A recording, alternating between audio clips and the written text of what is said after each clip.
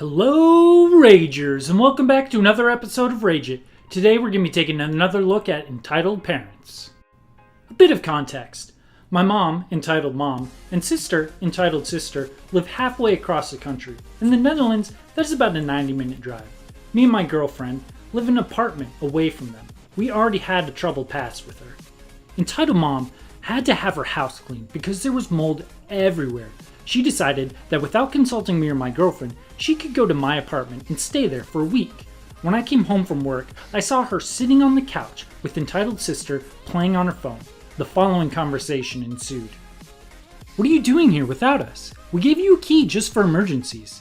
"Yes, this is an emergency. My house is being cleaned and I don't want to stay at a hotel." "So you drove for 90 minutes to stay here? What about your job in entitled sister's school? It isn't a break because I have to work and I'm a teacher." "We'll just go really early in the morning to be on time." Let me discuss this with my girlfriend because this is our house. I called my girlfriend and explained. She said fine, but I had to make a few rules for them. So the rules were not to go into our bedroom or my study room and to stay out of the liquor cabinet. They could sleep on the couch and eat with us for dinner. It went well for 2 days. They went to work and school really early, came back late, and didn't go where they didn't belong until day 3 out of 5. Where I got about 20 calls from entitled sister. So on my break, I called to see what happened. This was around 1500. "Hey, Mom said you were going to pick me up at 13:30. Where are you?" "I will do no such thing. I have to work until 1700. "So what am I supposed to do?" I hung up. Later that night, entitled mom and entitled sister come home. "Why didn't you pick up your sister?" "Because I had to work till 5, just like any other day." "Then why didn't you say you had your family over?" "Because you sprained this whole visit upon me." Entitled mom shouts and tells me to pay for her train ticket, then runs into my study, breaking the lock in the progress. "You get 5 minutes to get your crap and leave my house, or I'll call the cops." She left, but later I got a call from her saying that I had to pay for a hotel and her dinner. I blocked her on every single social media. I get that this is family and you have to have your family's back, but you have to have common courtesy and decency. Like, at least give them a heads up. It's not like you just found out. You could have let them know beforehand. This happened yesterday, and damn. Me and my friends are in the metro, and we saw this entitled mom harassing this blind guy who was sitting in the disabled seat. She wanted the seat for her kid. At the end, this happened. Entitled mom: "Get up and move. Your legs work, so you don't need a seat. Disabled people shouldn't even be in public. They're just a nuisance to everyone else." Blind guy: "Agreed. Then probably you should have remained at home because your brain is clearly disabled." She didn't have a comeback for that roast, so she just left him alone after that. She was clearly embarrassed. And she should be embarrassed because that type of behavior is not just embarrassing, it is disgusting. Okay, a little bit of a backstory. My sister owns a 100% vegan restaurant in Sitges, Spain, near Barcelona, and the restaurant's name is Spice Garden, for those who are wondering. She told me this story of an entitled mom and entitled kid coming in there to eat.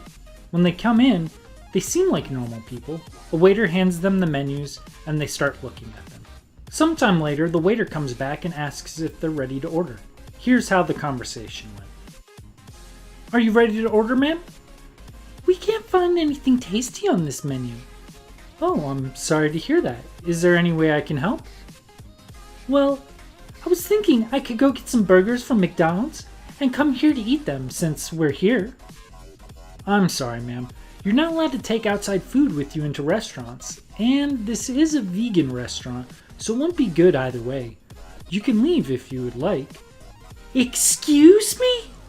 I'm your client, so I can eat what I want here. How dare you tell me not to do that?" "Ma'am, please don't argue. As I said, this is a vegan restaurant, and you're not allowed to bring outside food. If you don't leave in the next minute, I'll be forced to make you leave myself." The entitled mom and entitled kid leave the restaurant.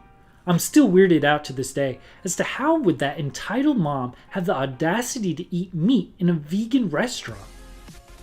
Don't get me wrong, I love meat, but I can at least understand and respect that not everybody is the same. I also love how she tries to throw the waiter under the bus and make him feel like he's doing something bad when it's so obvious that it's all her. Okay, so this story happened a few days ago, and I needed to post this. So as none of you know, I cannot be vaccinated because of reasons, and I also am extremely allergic to fragrances, so no essential oils, not like they do anything. I was walking back from a normal checkup from the doctor, and while I was going out the door, I saw a woman and her daughter peddling some anti-vax propaganda. Then she walks up to me. "Are you vaccinated?" "Actually, no, I can't vaccinate." "You lucky devil! So no one can force you to vax? That'd be a dream for my daughter. Imagine, they would still accept her for not being up to date." "Well, okay then, I gotta go." "Wait, here's a gift for opening my eyes on your condition." Entitled Mom hands me some essential oils. "Sorry, but I'm allergic to those." Daughter, like a freaking salesperson. "Actually, these oils have been proven to have no bad side effects." Entitled Mom. "Just try them." Until Mom starts forcefully applying the oils to me, and I then break out in a rash. "You liar!" "Excuse me, what?" "You've obviously been vaxxed. Rash is the most common effect of vaccines." The rash was starting to get worse by the second, so I ran off, and let's just say I saw my doctor twice today. Edit. The hospital was told that Entitled Mom was there, and they got kicked out. For those saying, why did I not swat her hand away? I did, but the damage was still done. I think two of the types of people I hate most in the world are anti-vaxxers and people that sell essential oils. Both of them are so ignorant that they're literally endangering other people's lives with what they're doing. Honestly, just writing this post makes my own eyes and fingers hurt. The fact that it actually happened makes me want to vomit every time I think about it. So why don't I start with a little backstory? About 3 years ago, I was 15 at the time. 2 friends and myself went on a small camping trip. The area we went to was about a mile away from a farmer's market that came every other Friday. Several of the booths there sold outdoorsy stuff. One guy even sold both homemade and antique knives. Being the teens that we were, and still are, we decided to visit. Personally, I wanted to buy my grandfather a knife and engrave his name into it.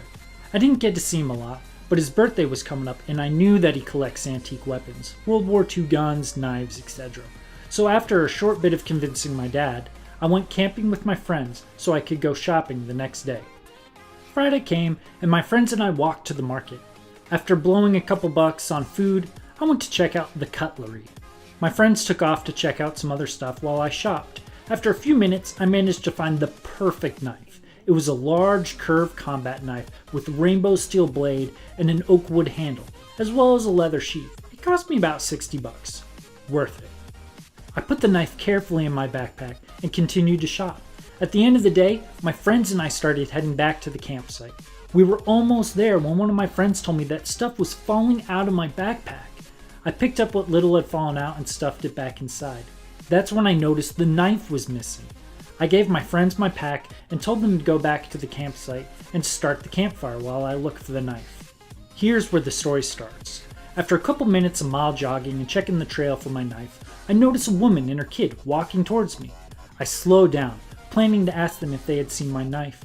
Before I had even gotten a chance, I noticed a familiar shape in the kid's hands.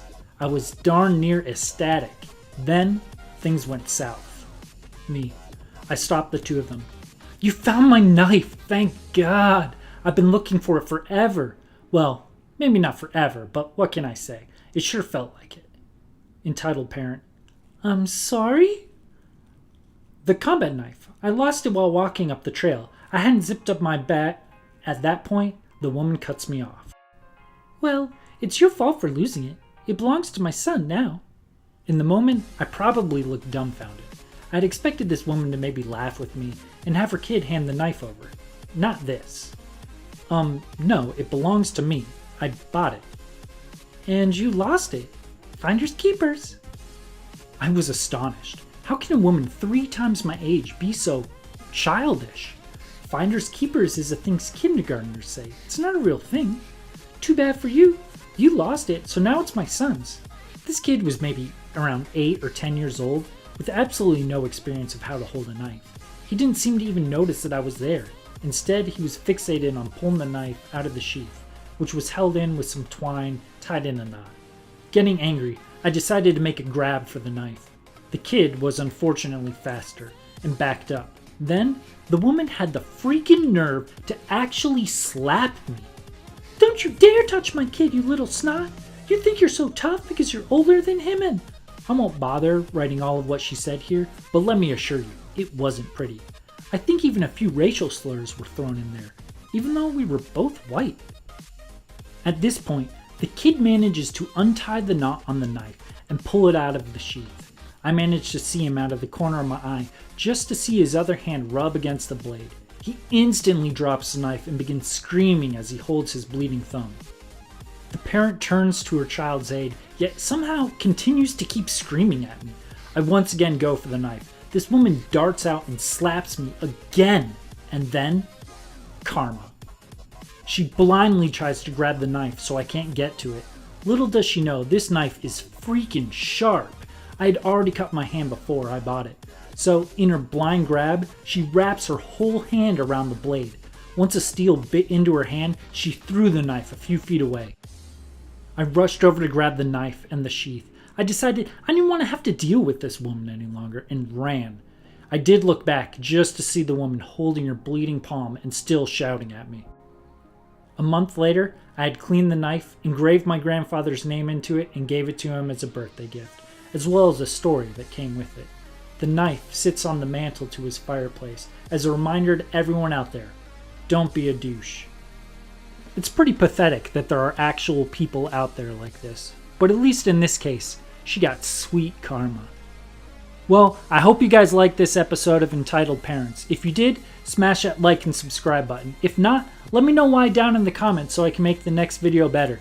I'll see you guys on our next video.